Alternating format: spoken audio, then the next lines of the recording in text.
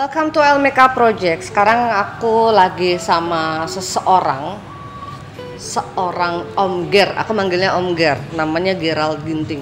Beliau ini adalah seorang founder dari Harmonisasi Universal. Langsung aja kita kenalan. Halo Om Ger. Halo. Jadi kita salaman untuk mewakili salaman dengan teman-teman yang nonton. Oke. Om Ger. Ya. Kan Om Ger foundernya dari Harmonisasi Universal nih. Ya. Harmonisasi Universal itu apa sih? Diceritain sama teman-teman. Ya, harmonisasi universal itu kita kumpulan komunitas ya, komunitas spiritual. Komunitas spiritual. Ya, Oke. ya, jadi kita ini apa namanya?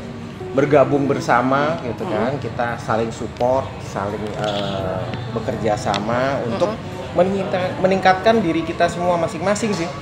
Gitu. Jadi diberikan toolsnya, alatnya dikasih, gitu kan. Nah, terus kemudian sekarang bagaimana kita meningkatkan itu.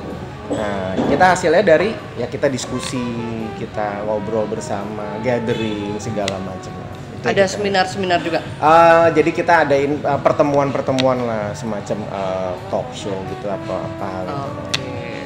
Berarti belajar bareng-bareng untuk meningkatkan power bareng-bareng gitu ya. Iya, betul.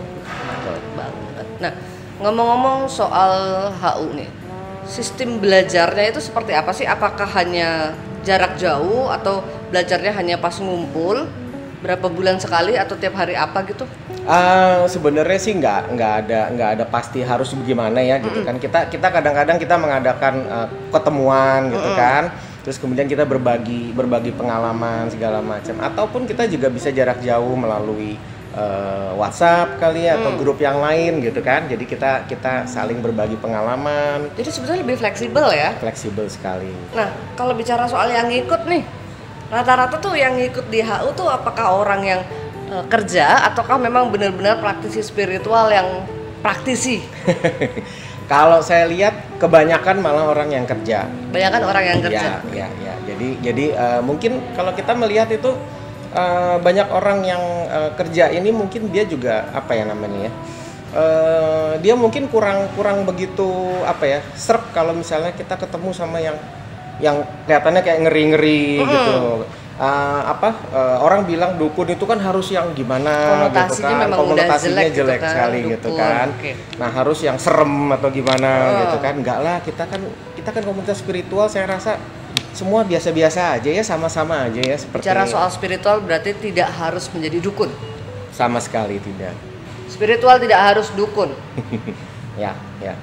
Nah, aku tahu seorang Om Ger ini, dia ini bukan sebagai seorang indigo.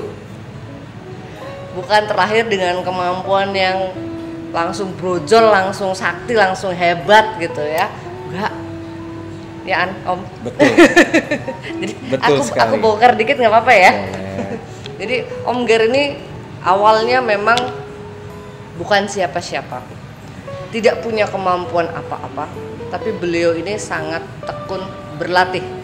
Benar-benar mulai segala sesuatunya itu dari nol. Bukan orang yang punya bakat dari lahir. Nah, aku pengen Om Ger hari ini menceritakan prosesnya kayak gimana. Awalnya dulu belajar, kenapa sih sampai, kan memang tidak ada bakat, kenapa sampai jadi tertarik gitu loh. Biasanya soalnya kalau orang yang tertarik itu rata-rata karena sudah ada bakat dulu dari lahir. Ya. Jadi kenapa sampai bisa tertarik? Jadi begini, saya pertama kali tertarik ini adalah karena memang zaman dulu itu tertarik atau fascinated dengan hal-hal yang kayak tenaga dalam, hal-hal yang seperti itulah. Zaman masih SMA gitu kan, jadi pengen tahu seperti apa sih gitu kan, hal-hal itu gitu kan, jadi saya pelajari. Awalnya tertarik dengan tenaga dalam gitu? Tertarik dengan itu. Oke. Gitu kan. Nah terus kemudian kan belajarnya kan juga untuk bela diri semacam itu gitu kan.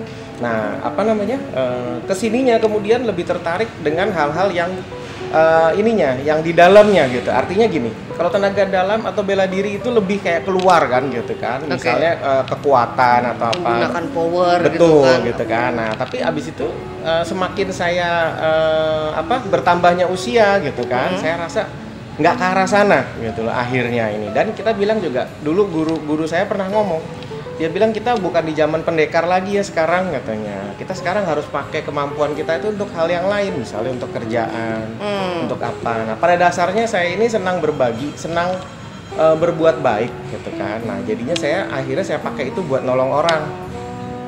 Gitu kan, akhirnya buat penyembuhan, buat kita bisa kasih terapi seperti apa ke orang yang membutuhkan gitu. Nah, jadi ke arah sana itu akhirnya gitu, ketertarikan saya ke arah sana. Jadi seiring berjalannya waktu, tujuan itu memang berbelok ya? Ya, sebenarnya perjuannya nggak berbelok sih, sama sih tujuannya masih sama gitu. Sebenarnya tujuannya kan tadinya mau buat yang strong kekuatan gitu kan? Gitu. Ya. Sebenarnya gini, kekuatan itu mungkin pada saat kita masih muda, remaja lah ya kita ngomong ya. Gitu, itu mungkin yang menjadi hal yang menarik buat kita ya gitu kan. Tapi kan seiring dengan bertambahnya usia, saya rasa udah nggak terlalu menarik lagi gitu kan. Kita harus pakai itu untuk sesuatu yang lain gitu kan. Betul. Walaupun kekuatannya unsur kekuatannya tetap ada gitu, hanya kita mungkin tidak pakai untuk itu. Kita arahkan tempat yang lain gitu. Pemakaian kekuatannya yang berbeda. Betul. Nah, kalau kita bicara soal proses belajar Ya. Antara yang memang sudah ada bakat dengan yang tidak ada bakat, ini kan tentunya akan ada perbedaan di proses belajar. Ya. Orang yang sudah punya bakat, kita nggak bisa tutup mata juga, pasti mereka lebih mudah ya kan. Pasti. Om Ger, Itu jelas. gimana nih awal-awal susah payahnya menderitanya itu seperti Jadi apa? ya memang karena saya passionnya di situ ya gitu kan, hobi kan gitu kan. Jadi saya hobi untuk itu ya saya akan gali semua gitu kan, mencari kesana kemari. Dulu kita masih pakai Yahoo Messenger atau apa gitu kan. Kita coba ngobrol dengan beberapa teman di beberapa lokasi seluruh dunia lah kita ngomong ya gitu kan. Nah, kita coba tanya, kita coba cari di internet segala macam gitu kan, bahan-bahannya, mencoba mempelajari gitu kan, mencoba mengerti bagaimana gitu kan. Nah, tapi satu hal yang perlu saya sampaikan, spiritualitas itu harus dialami, bukan dipelajari. Ya. Jadi semuanya itu setelah saya baca, saya akan coba mencari artinya di dalam melalui pengalaman saya. Dalam kehidupan sehari-hari, betul. Kalau kita bicara soal proses meditasi itu, dari yang memang tidak mengerti, kemudian mencoba belajar gitu kan, mencoba untuk ya katakanlah cari-cari bahan dari internet, dari teman apa segala macam, sampai ke proses bisa masuk ke dalam frekuensi meditatif tuh, Om Ger prosesnya gimana? Atau berapa lama gitu? Kan maksudnya tidak semua orang, apalagi yang memang tidak punya bakat kan, bisa langsung masuk ke dalam frekuensi itu gitu kan?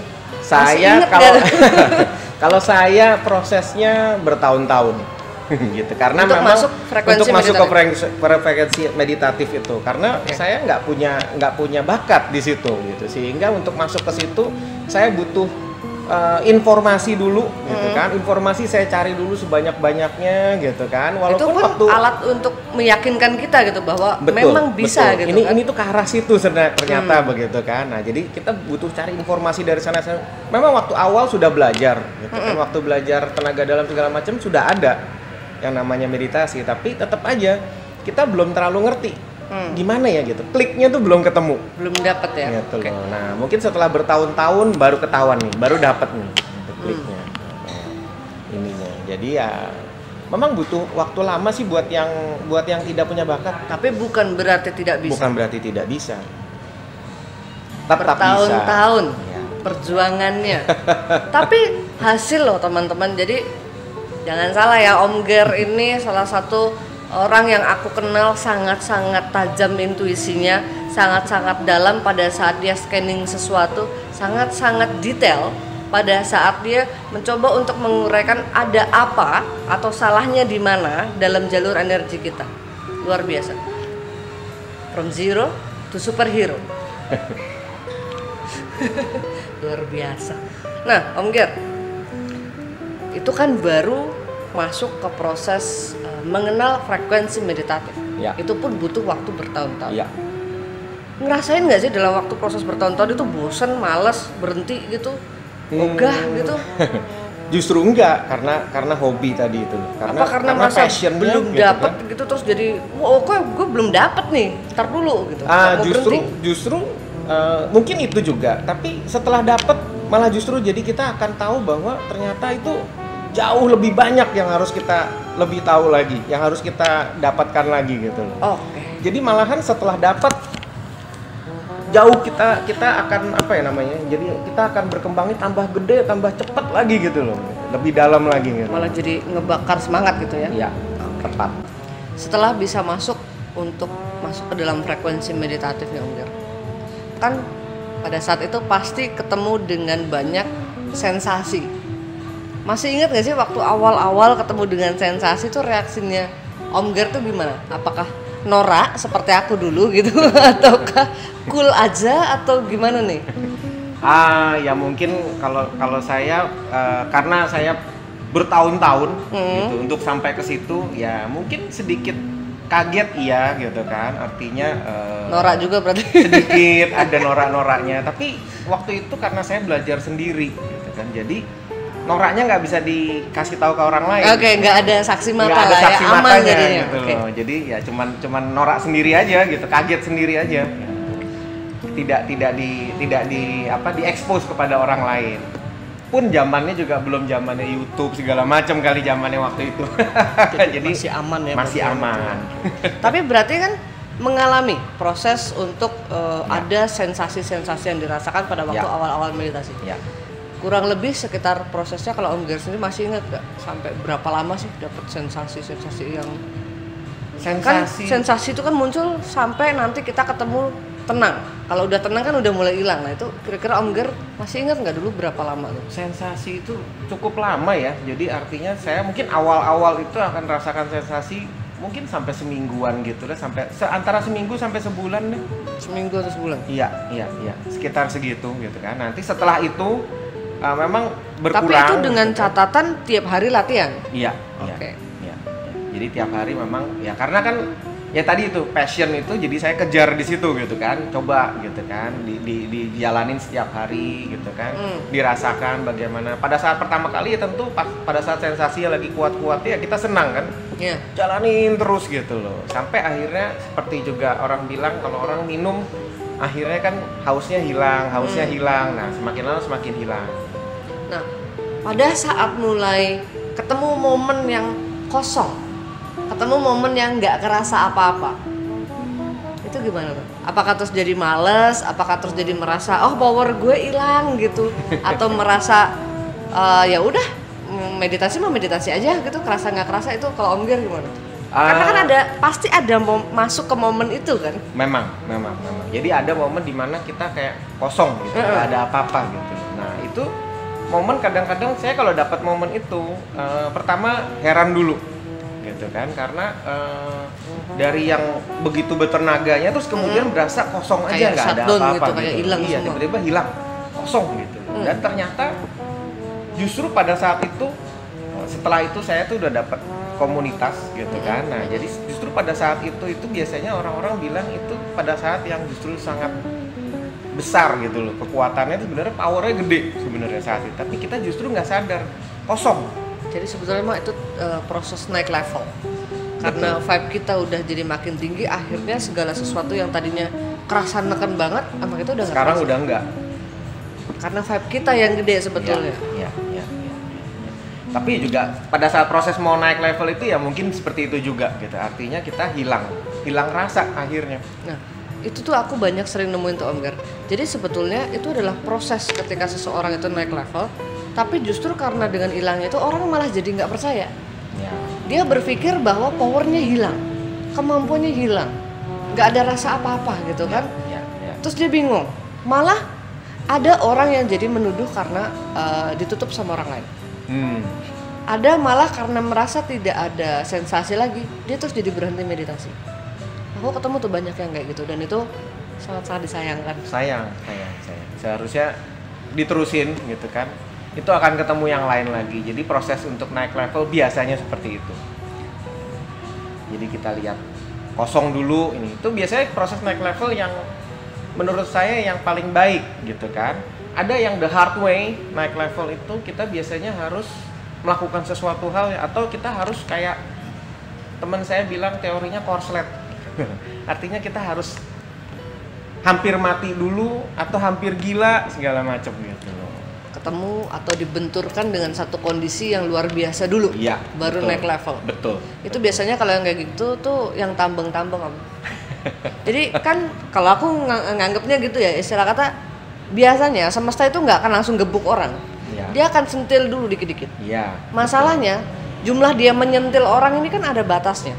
Kalau memang udah berapa kali disentil ini nggak mempan, baru dia digebuk tuh. Iya. Nah biasanya orang kalau udah digebuk itu baru oh iya ya. Sadar. Nah, aku biasanya sih kalau dari yang aku lihat beberapa kasus rata-rata tuh kayak gitu. Yang bandel-bandel tuh yang ngeyel-ngeyel gitu kan. Udah disentil berapa kali nggak sadar juga, masih bodoh amat juga. Bentar lagi kena gebuk loh. Beneran.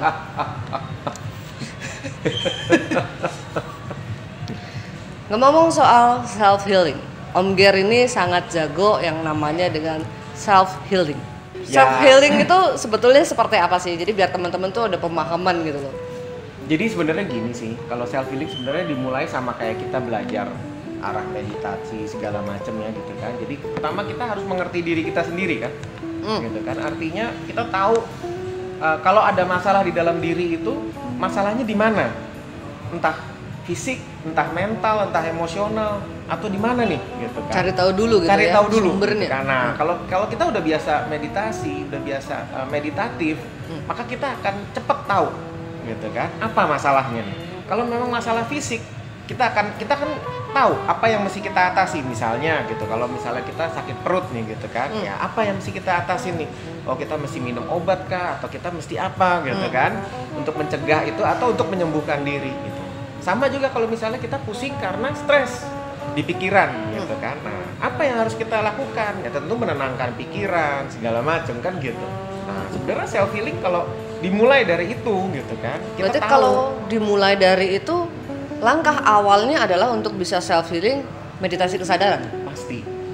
Kita harus sadar diri dulu. Itu pintu pertamanya Pintu untuk bisa pertamanya, self healing. Betul. Setelah itu kita lakukan self healing ini, gitu kan. Apa yang bisa kita lakukan? Secara fisik bisa, secara energi ya bisa. Gitu.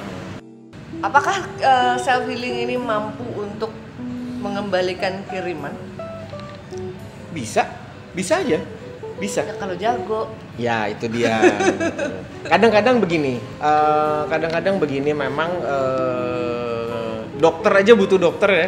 Oh iya. Kalau sakit ya gitu. Ya, Jadi memang kadang-kadang kita ini terlalu subjektif gitu kan, sehingga kalau misalnya kita nggak terlalu ngerti gitu kan, ini kenapa ya dengan diri kita nih ya gitu kan. Nah abis itu kita mungkin bisa salah menganalisa, bisa jadi gitu kan, sehingga apa yang kita lakukan tuh salah gitu kan, self healingnya gitu kan. Nah itulah gunanya sebenarnya komunitas gitu kan. Siapa tahu kalau ada yang kita nggak ngerti, ada orang lain yang udah ngalamin dulu ngerti gitu ya. Betul, kita bisa diskusi, kita bisa macam-macam nih gitu.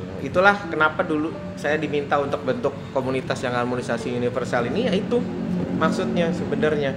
Untuk Dengan saling sama-sama ini kita support gitu kan, kita saling berkembang, kita saling tahu jadinya, menambah pengetahuan. Ya itu sering kali ke sana. Kalau metode self healing sendiri itu biasanya apa aja? Metode self healing banyak banget nih ya gitu ya sebenarnya ya. Jadi bisa melalui yang energi gitu kan. Energy healing kita jadi pengolahan energi kita gitu kan, kita coba masukkan ke tempat-tempat yang bermasalah di diri kita gitu kan. Atau kita scanning diri kita sendiri, kemudian kita isi energi itu dengan energi yang dalam diri kita. Bisa juga kita ambil energi dari luar. Dari bumi, gitu, dari langit gitu kan, semua bisa gitu. Atau kita bisa minta tolong siapa, malaikat atau mana gitu loh, yang kita mau, dewa-dewa yang kita ini gitu, kita bisa juga itu. Pakai metode pakai media air juga bisa gitu ya? Bisa, nah, metode air bisa. Nah kemudian kita bisa pakai kayak angka-angka, beberapa sequence angka ini ada yang bisa untuk menyembuhkan juga gitu kan. Kemudian banyak dah cara sebenarnya sih gitu. Numerologi magic. Ya bisa gitu bisa kan. Healing gitu ya. Hipnoterapi juga bisa dengan self affirmation jadinya gitu. Nah, Om Ger tadi kan ngomong soal numerologi magic. Proses penyembuhan menggunakan kombinasi angka-angka. Ya kan? Ya. Di Indonesia belum ada orang yang banyak mengenal tentang numerologi magic ini. Paling banter orang cuma mengenal angel number, itu pun dari internet. Aku mumpung ada Om Ger di sini, aku mau minta Om Ger buat praktek. Om, mau nggak, maksudnya kasih lihat ke teman-teman juga. Aku juga pengen ngerasain juga yang dimaksud sama Om Ger dengan numerologi magic untuk penyembuhan itu yang kayak gimana sih prosesnya atau metodenya kayak gimana sih? Oke. Jadi gini, memang kan sebenarnya kita bisa bilang ada sacred geometry segala macam ya di segala hal di sini ya. Nah ini nih maksudnya adalah kayak ininya ya, jadi dia kasih sequence angka gitu kan. Oh, ada kombinasi angkanya gitu kan. Nah itu akan membuat satu hal apa yang kita pengen gitu. Oh. Jadi misalnya mungkin contoh ya, aku pengen supaya nih biar aku nggak terlalu mual karena kan aku lagi mengandung nih. Ya. Biar aku nggak terlalu mual itu ada nggak kombinasi angkanya gitu? Ada. Ditaruh gelas gitu bisa ditaruh di sini gitu kan untuk air atau bisa langsung ke situ juga. Oh gitu. Jadi kalau misalnya untuk air gitu kan. Gimana caranya sudah? Pengen tes. Ntar dulu. Oke. Ngetes dulu sebelum dikasih kayak gimana? Ya kan setelah itu baru nanti dites. Ih, biar tahu bedanya.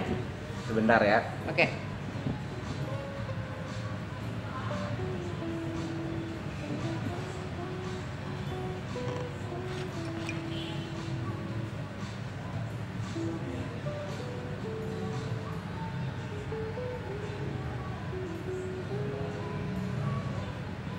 Dah.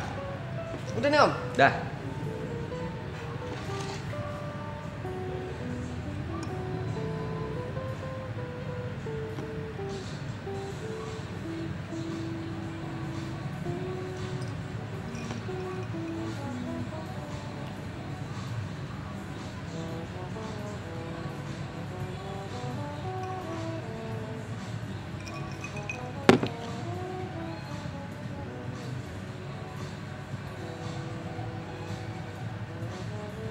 Aku ngerasanya ini tadi kan sebetulnya jus apple juice gitu ya, yang instan. Ya rasanya jus apel biasa. Nah pada saat dikasih, ini rasanya tuh jadi kayak, tahu yang minuman itu nggak, apa namanya, yang nggak boleh nyebut merek ya, yang pokoknya yang 9 plus itulah. Nah, jadi bayangin aja jus apel pakai airnya yang 9 plus itu, yang ada pH-nya plus 9 nih gitu. Kurang lebih kayak gitu.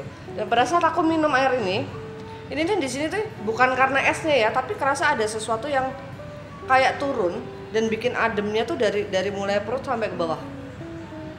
Dan itu bikin kayak ada semacam kayak rasa tenang gitu ya.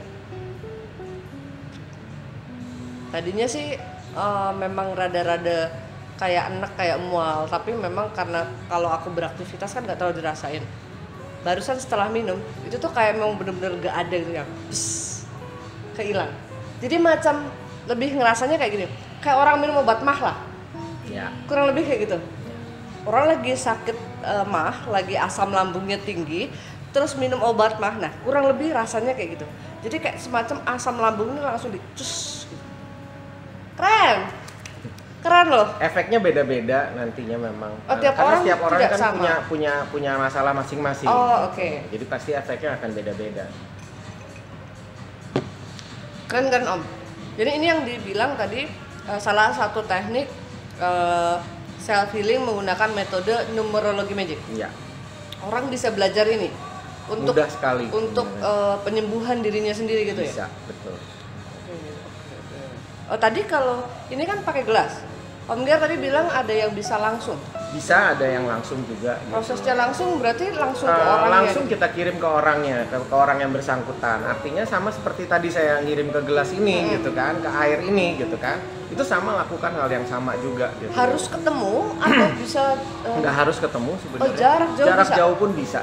Oke. Gitu. Karena ya itu setiap manusia itu kan sebenarnya ya memang kita kan sacred geometry kan gitu loh. Jadi kita nih sebenarnya terdiri dari kode-kode angkanya segala macam. Jadi ya ke arah sana sebenarnya gitu. Kita mempengaruhinya dari sana. Nah ini kalau saya bilang caranya yang paling mudah, gitu kan. Artinya setiap orang bisa lakukan. Jadi sebelum kita teriak minta tolong sama orang, paling nggak lakukan diri. Kalau kita belajar itu Ya. bisa ini dulu lah ya. Lakukan sendiri dulu. Keren. Ya banyak macam lah ya, gitu kan. Itu salah satu aja. Salah satunya. Kalau tertarik pengen belajar supaya bisa self healing, supaya bisa mengobati diri sendiri apapun problemnya, bisa langsung nanti belajar sama Om Ger. Kontak dan kebutuhan yang lain ada di deskripsi, silahkan dicek aja. Nah Om Ger, bicara soal penyembuhan, kan Om Ger banyak nanganin penyembuhan. Itu ada nggak sih kasus-kasus yang melekat gitu, yang maksudnya mungkin unik atau mungkin menyebalkan atau mungkin lucu yang jadi diingat terus sama Om Ger? Ada nggak? Atau konyol atau gimana? Ya banyak ya. Ini yang menawan di hati gitu, ada nggak? Banyak sih ya gitu kan. Jadi artinya saya banyak range-nya banyak gitu kan. Dari yang ngomong eksorsisme sampai ke yang hipnoterapi ya. Gitu. Artinya ya banyak kasus lah ya. Ada yang kayak misalnya saya kalau eksorsisme saya ingat banget di restoran gitu kan. Setiap kejadiannya setiap jam 12 siang di hari Sabtu Minggu, Jumat Sabtu Minggu itu saat rame-ramenya jam 12 siang itu karyawannya kerasukan dan terus berlanjut. Nah itu saya ingat banget karena saat itu saya sendiri masih mikir nih ini mesti diapain ya gitu kan. Kalau sampai ini gitu kan, kalau sampai kerasukan gitu saya liatin gitu kan, tapi memang dia nggak mau lihat saya sih gitu kan. Jadi saya cuma lagi berpikir ini mesti diapain ya gitu kan sambil ini, karena dia nggak ngomong, nggak teriak gitu kan. Kalau kata teman saya tadinya dia teriak gitu kan. Nah terus kemudian setelah dibasuh mukanya pakai air garam yang saya kasih, dia pingsan. Terus begitu saya datang dia bangun lagi gitu kan. Dia bangun tapi dia sudah tidak teriak dan tidak mau lihat saya. Nah saya pikir nih saya mesti apain ya gitu kan, pertama kali gitu kan. Saya jongkok deket dia pokoknya berusaha buang muka dan berusaha pergi gitu kan. Tapi karena dipegangin kan nggak bisa. Nah setelah itu saya lihat teman saya sempat komat kamit doa gitu kan. Terus akhirnya saya cuman tepok aja. Saya tepok pergi. Karena memang mereka sudah mau pergi karena mereka tidak tahan ada saya di situ. Tapi memang ketahan sama dia masih belum keluar dari ini. Belum keluar dari badannya yang kena. Sebetulnya mah cuma butuh ditabok supaya dia bisa pergi gitu. Iya gitu loh. Kayak diizinkan pergi gitu loh. Tapi itu teman saya sampai protes habis itu. Kenapa nggak dari tadi gitu. Aku beberapa kali juga nemuin kasus kayak gitu loh. Jadi sebetulnya ada beberapa kasus di mana kita tuh nggak perlu repot-repot gitu loh. Karena memang pada saat kita datang, kalau memang power kita, energi kita, hawa kita jauh lebih besar, jauh lebih dominan daripada demit yang masuk ke si korban, itu akan dengan sendirinya pada saat kita mendekat, dia udah kayak yang cacing kepanasan gitu. Jadi cukup kita gitu aja sebetulnya dia udah aing gitu loh, langsung yang gitu mau kabur aja gitu. Cuman kadang-kadang kita juga nggak ngerti kan ya, ini maunya apa sih? Ya, kadang ini mesti apa ya gitu. Karena saya waktu itu baru berhadapan dengan kasus ini sekali gitu kan. Karena saya pikir kok ini ya gitu, kok sampai begitu ya. Tapi memang dalam kasus-kasus yang seperti kiriman begitu, biasanya memang mereka nggak akan pergi begitu aja. Gitu. Mereka akan menunggu tanda kutip diusir. Karena kalau yang kiriman, ya, karena mereka punya tugas betul. Mereka sudah ada bayarannya untuk itu, gitu kan, sehingga nggak bisa pergi begitu aja. Nah, kecuali kalau yang memang gangguannya dari tempat. Kalau gangguan dari tempat biasa sih, gitu kan. Itu ya karena sebenarnya kadang-kadang kalau saya bilang karena apa? Kita ini tidak apa ya, tanda kutip, kita kalau punya tetangga kita nggak ngakuin ada tetangga ini. Gitu. Sehingga kadangkala mereka mungkin pada saat mereka memperoleh kekuatan gitu kan, mereka bisa cari gara-gara. Sering kali begitu kejadiannya. Kalau yang seperti ini ya gitu kan, artinya ya karena kita nggak saling kenal aja gitu loh. Padahal tetangga tuh kan gitu. Padahal tetangga. Nah, Bicara soal penyembuhan nih Om Gar, kan kadang-kadang tidak semua kasus itu sebetulnya karena kiriman. ya. Pernah beberapa kali aku nemuin bahwa itu ternyata bukan karena kiriman orang, tapi karena dia menyantet dirinya sendiri. Ya, Om Gar pernah nggak nemuin yang kayak gitu? pernah. Boleh diceritain? Ya Jadi kalau Om Gar nemuin yang kayak gitu tuh mesti gimana gitu, atau waktu itu kayak gimana proses? sebenarnya akhirnya penanganannya menjadi hipnoterapi. Gitu kan. Artinya dia sebenarnya mensabotase dirinya sendiri. Waktu itu boleh nggak kasih ada contoh kasus, boleh nggak? Tapi nggak usah sebut merek, nggak usah sebut nama lah. Iya. Oke. Jadi sebenarnya begini, kasusnya adalah dia berasa kok saya kayaknya digangguin seperti Berasa ini diganggu. gitu kan, berasa diganggu. Kemudian kok kayaknya saya nggak tenang apa segala macam gitu kan. Nah setelah kita coba ngobrol gitu kan, saya coba lihat nggak ada dulu gitu kan, tidak ada apa-apa gitu kan. Kenapa gitu kan? Pasti ada sesuatu hal yang pikiran nih gitu kan. Ya udah saya tanya, oh ternyata dia punya masalah di kerjaannya segala macam. Nah dengan begitu abis itu dia suspek gitu kan. Oh ini berarti ada yang nggak suka nih sama saya nih, ada yang begini Langsung begitu ke orang gitu. lain dilempar Ini ya. kayaknya sih ini nggak suka nih sama saya nih. Nah saya bilang coba Anda selidiki dulu gitu kan, apa sebenarnya, apa rasa itu sebenarnya gitu kan, ada apa gitu kan, kenapa Anda mesti nggak suka sama dia gitu kan. Bukan berarti bahwa dia harus abis itu ngerjain Anda seperti ini gitu kan. Ya. Nah, siapa tahu kita sendiri yang apa namanya ya, ada yang salah di dalam diri gitu. Kita terlalu banyak pikiran negatif ya kan, karena kita terlalu banyak pikiran negatif akhirnya kacamata yang kita pakai dalam hidup pun negatif. Jadinya nggak netral. Jadinya semuanya menjadi negatif, saya bilang. Apapun yang orang lakukan akan jadi negatif.